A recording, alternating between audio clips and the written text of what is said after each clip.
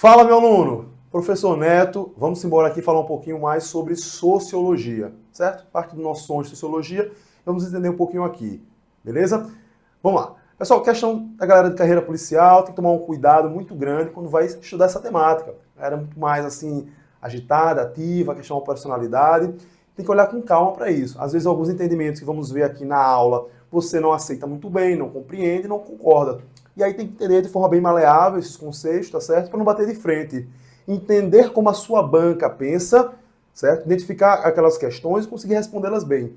Por exemplo, um tema muito interessante que a gente vai entrar aqui de forma mais profunda, entender passo a passo, bom que a galera aí tá bisurada também no direito, é a questão da moradia. Moradia, casa, propriedade privada. A moradia é um direito? Sim, é um direito social de forma constitucional, para todos. Só que tem um problema. Moradia é um direito social, em que todos devem ter ela, correto? Beleza. E todos têm? Aí nasce todo um problema, né? Porque hoje a moradia, ela surge como algo especulativo. Ou seja, você compra um terreno, um lote, sua casa, seu apartamento, muitas vezes na perspectiva desse imóvel valorizar e valer cada vez mais, cada dia mais. E aí nasce toda uma problemática diante disso. Por quê? Hoje, segundo dados estatísticos do IBGE, há mais imóveis vagos, certo? Disponíveis vagos, do que pessoas em situação de rua. Então, na mentalidade, muitas vezes sociológica, vamos abordar aqui, parte de Emile Durkheim, Karl Marx, esses imóveis vagos, eles deveriam ser utilizados de forma utilitarista, em que essas pessoas que não têm acesso à moradia deveriam morar nela, e não ser usado hoje como uma forma de especulação, de exploração do trabalhador e etc. Então, muito cuidado para você não esbarrar de frente com opiniões pessoais suas e conseguir entender bem o que sua banca está pensando, tá certo? Vamos embora aqui entender um pouco sobre a sociologia, seus principais pensadores e sua história. O surgimento da sociologia. Ela vai nascer, meu aluno, primeiramente, entre dois tópicos. A partir de fatores históricos, que vão emergir ela dentro da Revolução Industrial Francesa e também a Revolução Cultural, são eventos expoentes que marcam o surgimento da sociologia. Importante frisar o seguinte, você muitas vezes vai confundir alguns temas relacionados a ela e à história. Se parecem muito. Vamos pegar muitos aspectos que relacionam e unem as duas disciplinas. E também os fatores epistemológicos, em que você vai observar a noção de razão, de cultura, de conhecimento e a formação dele na nossa sociedade atual. É que a gente vê, primeiramente, como alguns fatores importantes para o surgimento dessa ciência que é a sociologia, que vai estudar os fatos sociais e a nossa relação entre seres humanos dentro de uma vida em sociedade, no pós-modernismo, sobretudo, certo? Ela nasce sobre um trinômio entre economia, política e cultura. Aqui, de economia, você vai ver um fator principal, que é a Revolução Industrial, certo? Principalmente surgida, iniciada lá na Inglaterra, vamos ter, primordialmente na literatura, nos livros, 3 gerações dela, 3 tipos de Revolução Industrial. Hoje já se fala numa 4ª Revolução Industrial, uma tecnocrata, falando sobre a evolução dos microchips e tudo mais. Mas entenda a Revolução Industrial como um marco social que muda o mundo. Para muitos autores, ela muda o mundo. Imagina o seguinte, uma realidade. Existia-se, sobretudo antes, na Idade Média, vai ver toda aquela questão da transição para a Idade Moderna, a lei de cercamentos e tudo mais. E aí, é um fim da ruralização e o nascimento de uma urbanização desenfreada. E aí, meu aluno, você presta atenção no seguinte, observa-se, a vida anterior à Revolução Industrial era, sobretudo, uma vida, muitas vezes, ruralizada. Nasce com ela o evento da urbanização e, sobretudo, desenfreada, de forma excessiva.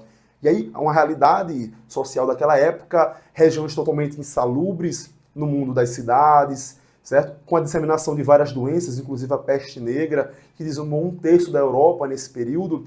Também cargas extensas de trabalho, carga de 16 a 18 horas de trabalhos diários. E aí vão surgir muitos movimentos históricos importantes nesse momento. O ludismo e o cartismo, que você vai ver em paralelo na história, mas resume-se muito bem aqui em relação aos movimentos dos quebradores de máquinas, que destroem elas como uma forma de revolucionar-se, contrariar-se a esse momento expoente da Revolução Industrial, certo? A gente entra numa temática muito complicada.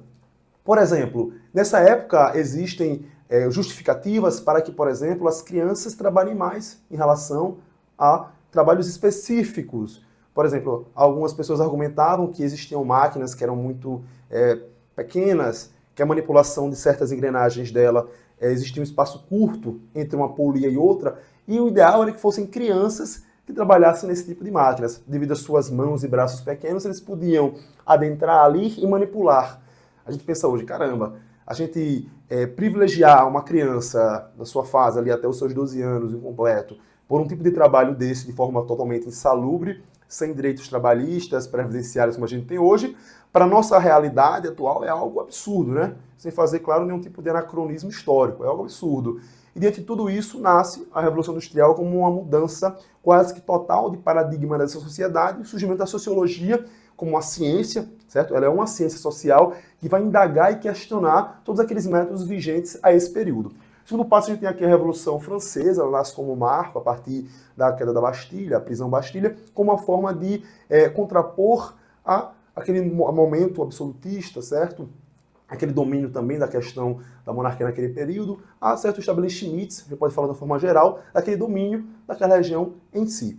Todo aquele domínio, aquela questão econômica, clerical, tudo mais, ela surge como uma forma, essa Revolução Francesa, de contrapor esses paradigmas. Tanto ela, a Revolução Francesa, quanto a inglesa, costuma-se dizer também, a americana, das 13 colônias, são fatores essenciais, que marcam também juntamente a ela, você vai ver um pouco mais disso em direito constitucional também, meu aluno, a questão das gerações de direitos humanos, surge também com as constituições alemã e mexicana, paralelos a isso que mudam a história, tá bem? E último ponto, a parte cultural, como fator histórico importante, é a Revolução Científica, que hoje a gente já tem gerações absurdas que falam sobre os transistores, microchips, e que são um panorama novo em relação à cultura. E os fatos sociais emergem muito disso, todos esses fatos como questão de criação dessa ciência social, que é a sociologia. Aqui falando um pouco mais sobre a Revolução Industrial, vamos aqui às máquinas a vapores.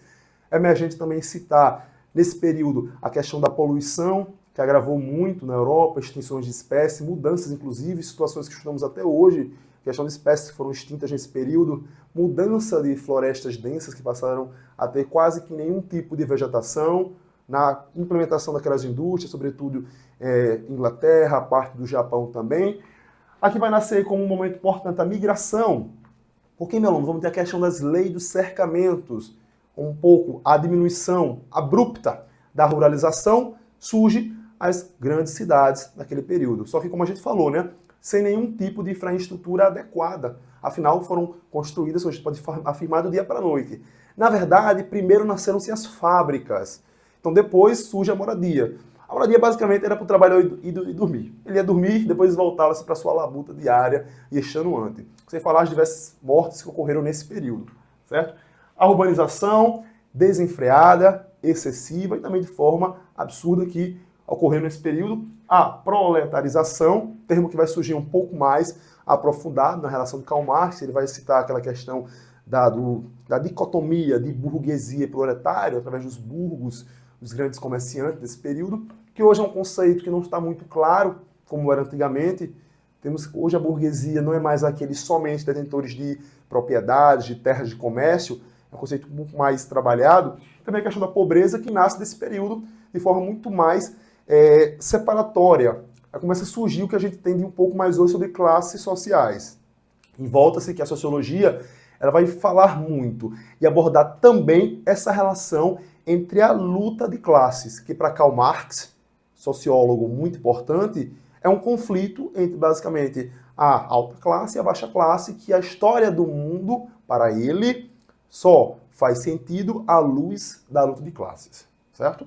Vamos continuar aqui um pouquinho falando também agora sobre a Revolução Francesa.